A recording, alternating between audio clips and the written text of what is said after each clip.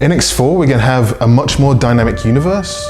We've focused on that a lot in the past with our previous games, but this time we've given the AI a lot more capability when it comes to managing their fleets, building up their forces, building in new areas, conquering space. And this is something that the player can get involved in as well when it comes to missions. The great thing about our more dynamic factions in this game is that they change the universe much more than ever before, and even for us it's not always predictable what it's going to look like. Every start is different, and at the same time this really helps to make the universe feel much more alive than ever before. That, and of course flying every ship. Yeah, you can fly every ship in the game. You can fly every small fighter, every medium bomber, every freighter, every miner, every capital ship and carrier if you want to. And it's a lot of fun. The player's always looking for new technologies to research, upgrades for their ships, technology such as the transporter, which can get them into the action really quickly. I think it's a really cool addition to our game. One of the foundations of every X game is the economy that is entirely based on supply and demand. And it's happening all across the universe, whether you are there to see it or not. Every good is produced somewhere, transported, and if it successfully reaches its destination, of course, supplies other stations. And those stations base their prices then on what they have available or not. If the ship gets destroyed, prices go up. With X4, we're going even further. It's not just the general wares that are being traded, but every aspect of the economy. That includes building ships or stations.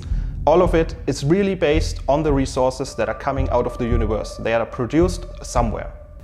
An advanced player can become this tycoon that has a massive empire of factories and stations that really affect anything in the universe. The entire market situation is completely adaptable and fluctuating depending on what you, the player, does.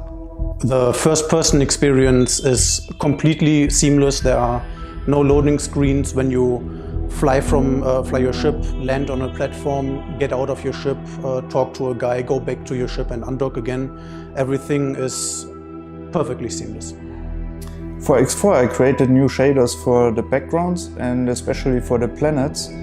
We added some new features where I can now control the sea level, the size of the polar caps, the cloud cover, atmosphere density and also population to dynamically adjust the planet during the design process. One of the coolest features in X4 is management of NPCs. Pilots, for example. If a pilot steers your ship, he will be sitting on the pilot chair, of course, and it is very easy to take over the control. You just click on the chair, the guy gets up, you sit down and take over the control of the ship. He disappears to the back of the ship, and the moment you get up again, he comes back and takes over the control again and will continue whatever he was doing before. So if you give commands to your ships, it is very easy to take over temporarily and do something yourself. Complicated commands like trade runs or more sophisticated AI commands can always be given through the map interface. The map is your one gateway to everything in the game, and you can control large fleets of ships with it. And the moment you jump into any of those ships through teleportation, you can take over each and every one of those ships very quickly. This is a very cool feature and one of the highlights of X4. The map has become an awesome tool to manage your universe-wide empire. You can see an entire overview and then zoom in seamlessly to micromanage even the smallest things if you want. You can turn on and off several info layers for trading and other things. You can give commands to your ships directly on the map. It's really cool.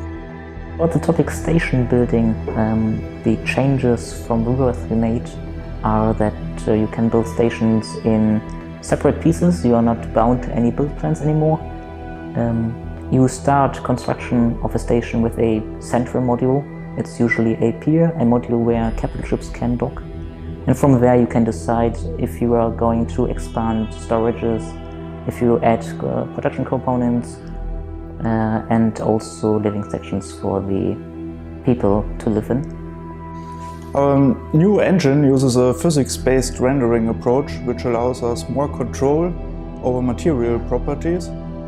And additionally, by using Vulkan as our render engine, we now have a few more resources left that we can invest in some more advanced features. So I think that X4 will be the most stunning X game you will ever see. The most exciting feature for me is that if you stand on a docking platform and you feel like a real person, you can look at tiny details on the ground and you can look above in the sky and see this giant constructions which makes you feel really small and you think you are really there.